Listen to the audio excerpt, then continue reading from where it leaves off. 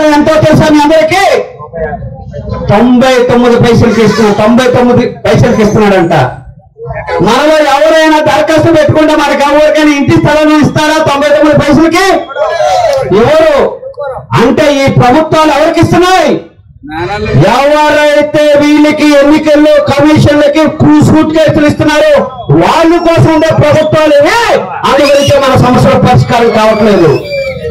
అదే కాదు, నక్కపల్లి ప్రాంతాన్ని వెళ్ళారు. ఏదైతే ఆర్సీఎల్ కంపెనీ తీసుకొస్తా ఉన్నారు, వాస్తవంగా 5,500 ఎకరాల భూమి, 5,500 ఎకరాల భూమిలో 2,500 ఎకరాల భూమి ఇస్తా ఉన్నాడు చంద్రబాబు నాయుడు గారు. ఎందుకు ఇస్తున్నాడు? ఎందుకు ఇస్తున్నాడంటే ఆర్సీఎల్ కంపెనీకి సంబంధించి వారికి డబ్బున్నా లేకపోయినా బ్యాంకుల్లో డబ్బులు ఇప్పిస్తారంట. వారికి డబ్బున్నా డబ్బు లేకపోయినా పోర్ట్ కట్టేసి ఇస్తారంట. వారు డబ్బున్నా డబ్బు లేకపోయినా ఏదైతే రా మెటీరియల్ అది ఇస్తాడంట. దానికి డబ్బున్నా లేకపోయినా ఇక్కడ కంపెనీ బోర్డు పెట్టు నేనే తిప్పుతానని చెప్తా ఉన్నాడు.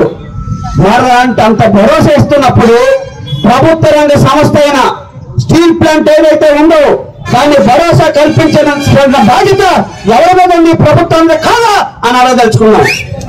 అదే కాదు, మనందరూ తెలుసు లోకేష్ గారు, చంద్రబాబు గారు చాలా సురికైన వాళ్ళు. ఇక్కడ పాదయాత్ర పెట్టినప్పుడు ఇక్కడికే వచ్చారు. ఏమని చెప్పాడు ఆయన? మా ప్రభుత్వాన్ని తీసుకురండి, మీకు ఎండకి వానికి గొడుగులా కాపాడుతానని. మనకు కాదు గొడుగు కాపాడాల్సింది పెడుతుంది ఎవరైతే కోటేశ్వరులు ఉన్నారో వాళ్ళకి పెట్టే కార్యక్రమం జరుగుతూ ఉంది. అందు గురించి మనం ఆలోచించాల్సింది, చేయాల్సింది ఒకటి, మన సమస్య కానీ పరిష్కారం చేయకపోతే ఇక్కడున్న ఎమ్మెల్యేలు ఎంపీలు ఈ విశాఖపట్నంలో తిరిగేదానికి అవకాశం లేదని పద్ధతిలో మనం ఉండాలి. వస్తే స్టీల్ ప్లాంట్ కార్మికులు ఎవరైతే ఉన్నారో ఒక్కను కూడా తొలగించమని ఇక్కడ చెప్పాలి. అట్లాగే స్టీల్ ప్లాంట్ భరోసా ఇవ్వాలి. మనం అడుగుతున్నది ఏంటి? వాస్తవంగా చాలా తక్కువ డబ్బులతో ఈ స్టీల్ ప్లాంట్ నడిపేయచ్చు. తక్కువ డబ్బులతోనే. ఎందుకంటే ఇంత కోట్ల రూపాయలు ఖర్చు పెట్టాల్సిన అవసరం లేదు. ఏం అడుగుతా ఉన్నాం? సొంత గనులు ఇవ్వమని చెప్తున్నాను. ఆర్సీఎల్ మెట్రోలకి సొంత గనులు ఇస్తాడు, స్టీల్ ప్లాంట్ సొంత గనులు ఇవ్వడు.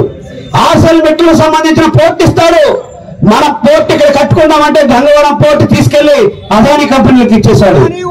అదే కాదు, మనకి మెటీరియల్ కావాలని అడుగుతుంటే ఇచ్చే పరిస్థితి లేదు. అందుగురించే మనం మొట్టమొదటి డిమాండ్ మొదటి నుండి చెప్తుంది ఏంటంటే సొంత గనులు ఇవ్వాలి. విశాఖపట్నం స్టీల్ ప్లాంట్ కి లాభాలు వచ్చేదానికి అవకాశం ఉంటుంది. ఈ రోజు దాదాపు 30-40 వేల మంది పనిచేస్తూ ఉన్నారు. సొంత గనులు వస్తే నివేదికలు బట్టి చూస్తే మరొక 1,00,000 మందికి ఉపాధి అవకాశాలు వచ్చేదానికి అవకాశం ఉంటుంది. వచ్చిందనుకోండి, మనందరూ తెలుసు చాలా మంది త్యాగాలు చేసి ఈ భూములను ఇచ్చారు. నిర్వాసితులు ఎవరైతే ఉన్నారో ఆ నిర్వాసితులు ఇప్పటికీ 8,500 మందికి ఉద్యోగాలు ఇవ్వలేని స్థితి వచ్చేసింది.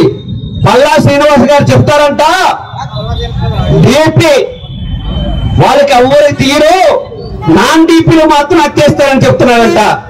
అయితే ఆయనకి చాలా లెక్క ఉన్నట్టు అనిపిస్తుంది. డీపీలు నాన్ డీపీలు అనే పేరుతో విడగొడితే చూస్తూ ఊరుకు కార్మికులందరూ ఒకడే ఏ ఒక్కరికి అన్యాయం చేస్తుంది సంగతి తేలుస్తామనే పద్ధతిలో మనం ఉండగలగాలి.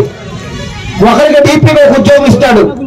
అదే కుటుంబంలో డీపీ కుటుంబంలోనే చాలా మంది కాంట్రాక్టులు ఉన్నవాళ్ళు చాలా మంది ఉన్నారు. కాబట్టి ఇట్లాంటి స్థితిలో నుండి బయట పెట్టాల్సిన స్టీల్ ప్లాంట్ ని అన్యాయం చేసే పద్ధతిలో ఉన్నారు. అందు గురించి మామూలు కాదు, ఎవరికైనా కోపం వస్తే మనందరూ తెలుసు, భూతల్లి కోపం వచ్చింది అనుకోని ఏమొస్తుంది? భూకంపం వచ్చేస్తుంది. సముద్రానికి కోపం వస్తే ఏమొచ్చేస్తుంది? సునామీ వచ్చేస్తుంది. కార్మికులకు కోపం వస్తే ఈ ప్రభుత్వాలే భూస్థాపనం చేసేస్తారని మాత్రం స్పష్టంగా తెలుసుకున్నాం. ప్రభుత్వాలు చక్కగా వ్యవహారం చేయండి, బాధ్యతగా ఉండండి, మాతో మాట్లాడండి. మాట్లాడకుండా అన్యాయం చేసే పద్ధతిలో వ్యవహారం చేస్తున్న ఇది పచ్చి దుర్మార్గం అయింది. చివరిగా ఒక విషయం చెప్పదలుచుకుంది, మీరు మీ ప్రభుత్వాలు 5 ఏళ్ళే ఉంటారు, 5 ఏళ్ళు మాత్రం మీ ఓట్లు వేస్తూ ఉంటారు. మేముండేది 60 ఏళ్ళ పాటు ఇక్కడ ఉండేవాళ్ళం మేము.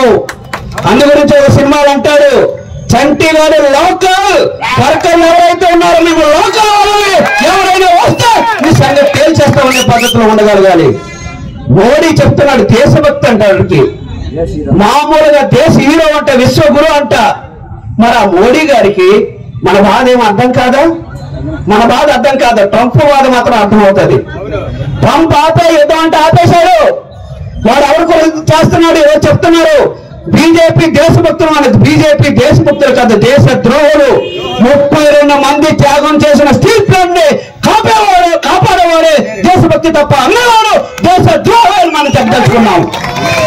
32 మంది త్యాగం చేసి ఈ ప్రాంతానికి అభివృద్ధి అవుతుంది స్టీల్ ప్లాంట్ అని తీసుకొస్తే అడ్డగోలుగా అమ్మేసేవాడు దేశభక్తుడు. వీడు దేశ ద్రోహి. ఇంకోటి ఏమని చెప్తున్నారు? భారత్ మాతాకి జై అని చెప్తున్నారు. మన భార్యలందరూ భారత మాతలు కారా? మన ఉద్యోగాలను తీసేస్తే మనం ఎక్కడికి వెళ్ళే పరిస్థితి వచ్చేస్తుంది. ఒక్కసారి ఆలోచించండి. మన భారత మాతలు మన తల్లులు కాదు, వాళ్ళే కొంతమంది ఉంటారు. అదాని అంబానీ తల్లులు మాత్రమే భారత మాతలు తప్ప మన తల్లులు మాత్రం కాదనేది మనం అర్థం చేసుకోవాలి. కాబట్టి ఈ రోజు ఒక యుద్ధం, రెండే 2 అంశాలు. మనం ఈ విశాఖపట్నంలో స్టీల్ ప్లాంట్ వైపు దేశం మొత్తం చూస్తుంది, ప్రపంచం మొత్తం చూస్తుంది. హీరోలు ఎవర్రా బాబు అంటే స్టీల్ ప్లాంట్ వర్గాలన్న వాతావరణం మనం సృష్టించాలి. తల ఎత్తుకొని వెళ్దామా, తల దించుకొని వెళ్దామా అనేది మన చేతిలో ఉంది. తల ఎత్తుకొని వెళ్ళాలి. 100% మన సమస్య పరిష్కారం చేయాలనే పద్ధతిలో ఉండాలి. Don't forget to like, subscribe and share the videos.